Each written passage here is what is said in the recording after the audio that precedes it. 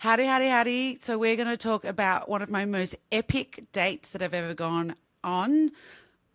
And there's a dish at the end, but I've got to tell you the story, which was I had just turned 26 and I was hosting a Black Widow party. Yes, I was already manifesting that I was going to be a Black Widow at my 26th birthday.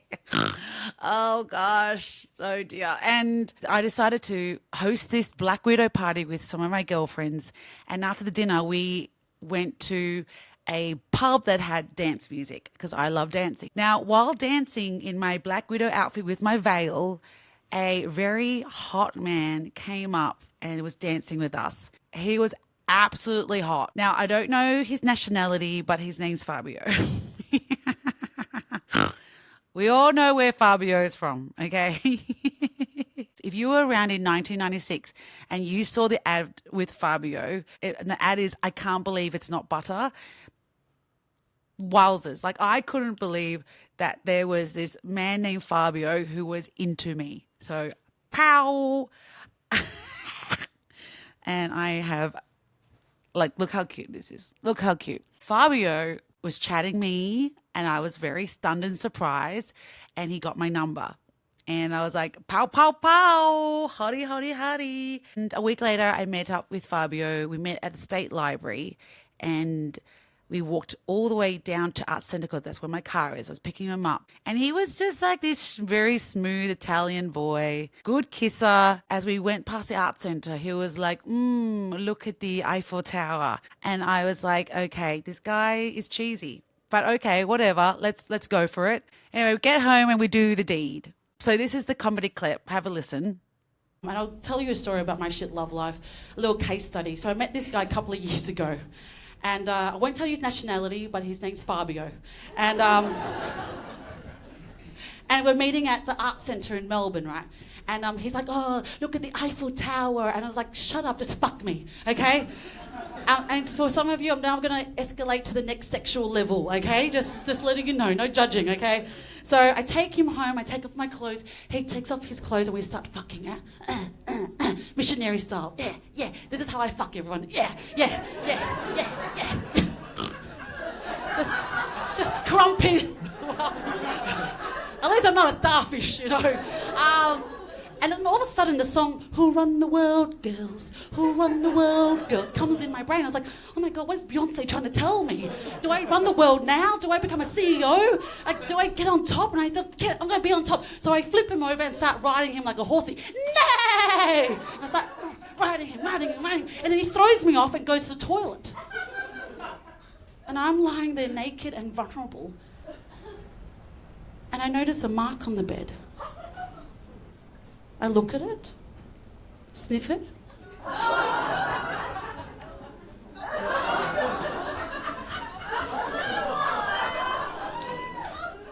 Yeah, it's not chocolate. Oh. And my mum said, don't waste food. Yeah, that's right.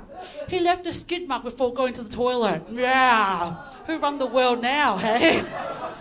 And that is my shit story. Thank you. Okay, so that's part truth of that joke is that, yes, I looked at it. Did I smell it? No, because I already knew what it was because it was pretty brown on my bed sheets. And he doesn't know I did this, and the audience don't know that I did this. And you have to realize at the age of 26, I was pretty young, naive. I'd only been in love once, and yeah, now I had this hot Italian man in my bed and I didn't want him to feel embarrassed. That's the kind of person I am. So what does Dinah logically do in the middle of the night?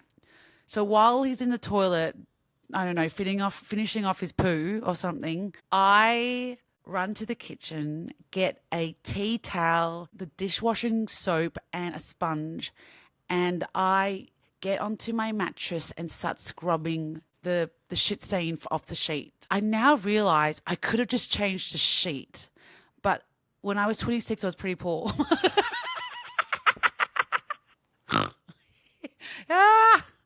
Artist, right? I just realized I could have just changed the sheet, but I didn't because I ended up getting onto my fours, like squeezing out this dishwashing detergent onto the bed sheet and scrubbing his shit off the sheet. And I don't tell that as a joke because that's not funny, because that's sad.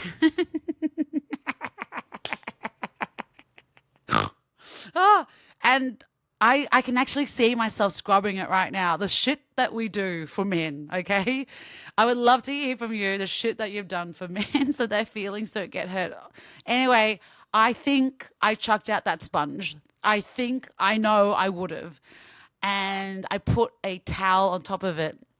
So when he came back into the room, it wasn't like a wet patch, it was a towel. Oh my God. Why? Why would I clean his? The story has been on my mind is because I've heard about other people's shit stories, and I am just absolutely mortified what is happening out there. And I want to tell you it. I'll say it, and if I have to edit it out. But I met a girl on Friday at a dinner party, and she said, oh my God, that she had an ex-partner who would sit on the bathroom floor directly in front of the toilet bowl.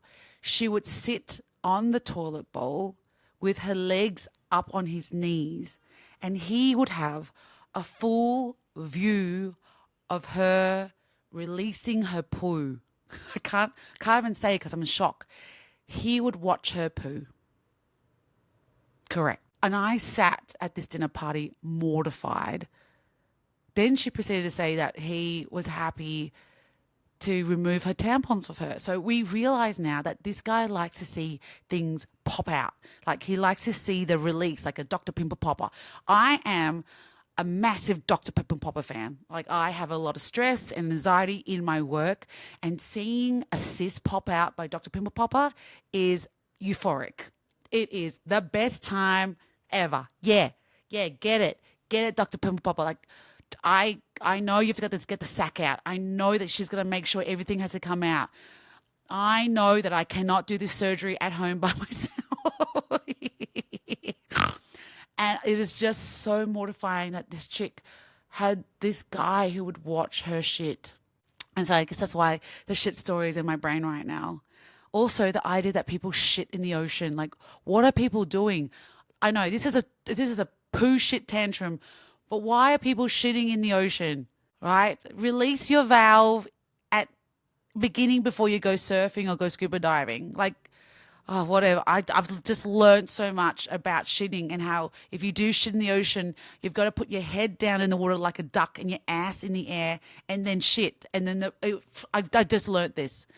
Just learned so much at this dinner party. Anyway, that's my shit story. If you have a shit story that you like to share, let us know. Anything shit, anything with a dish, let us share this community. Yeah.